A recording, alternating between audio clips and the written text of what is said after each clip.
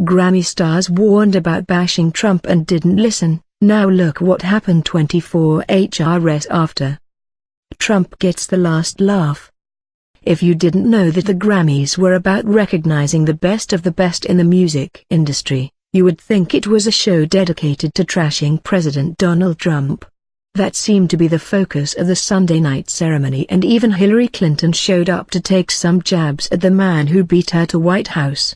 It was all fun and laughter for the liberal celebrities and the woman they wanted as their president, but they didn't listen and are now paying a massive price for their disrespectful antics. The hosts and participants of the 2018 Grammy Awards may have thought they were pretty clever, but they aren't laughing now, just 24 hours after making idiots of themselves on stage at our president's expense. They took turns reading excerpts from Michael Wolff's Trump administration expose Fire and Fury, which was completely irrelevant to the purpose of the awards show. Now they're realizing that the man they hate is still their president too, whether they like him or not, and disrespecting him on such a large scale doesn't sit well. Last night, the Grammys was nothing but a Trump-bashing fest with entitled singers and music artists spewing their self-righteous, political opinions. I Love My Freedom reported. They even gave Crooked Hillary a cameo, and it was just cringe-worthy from top to bottom. Thankfully, the ratings just came in and these Grammys were down 20% from last year and the lowest rated ever, according to Deadline.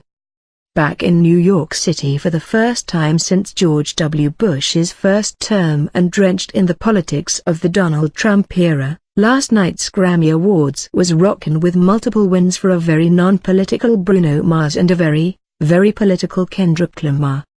The more than 3.5-hour-long CBS show also had an audiobook audition cameo by Hillary Clinton, see below, a SOTU of the censor button, a lot of U2 and Sting, a powerful Time's Up speech by Janelle Monáe and an equally powerful performance by Kesha and a chorus of supporters.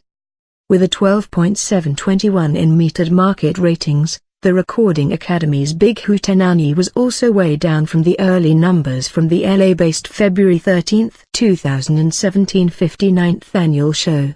By way down, I mean a just over 20% decline from last year to what looks to be an all-time low for the ceremony. The ratings also reflect the gross hypocrisy that was on full display, considering that having Hillary Clinton there was a complete contradiction to the anti-sexual abuse performances and message of the evening. The Grammys were called out for this cameo spot on Twitter. So let's get this straight. The Grammys are still celebrating a woman who lost the election, loves partying with sexual predators, stays married to one, protects and enables the one on her staff, attacks the victims for coming forward, but the joke is supposed to be on Trump? Educating Liberals, at Education for Libs, January 29, 2018. There was no place for this skit that's irrelevant and completely unrelated to the awards show other than to collectively try to humiliate the president by reading some biased person's opinion on him.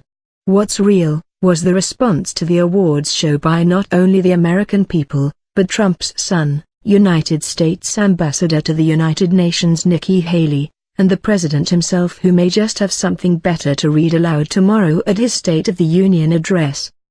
The segment resulted in wild applause from the star-studded crowd. But not all were pleased. United States Ambassador to the United Nations Nikki Haley slammed the bit. However, the harshest words came from Donald Trump Jr., Fox reported. As long as people are reading things aloud in front of all of America, Trump can and should do the same with the much-anticipated memo he's holding on to for just the right time.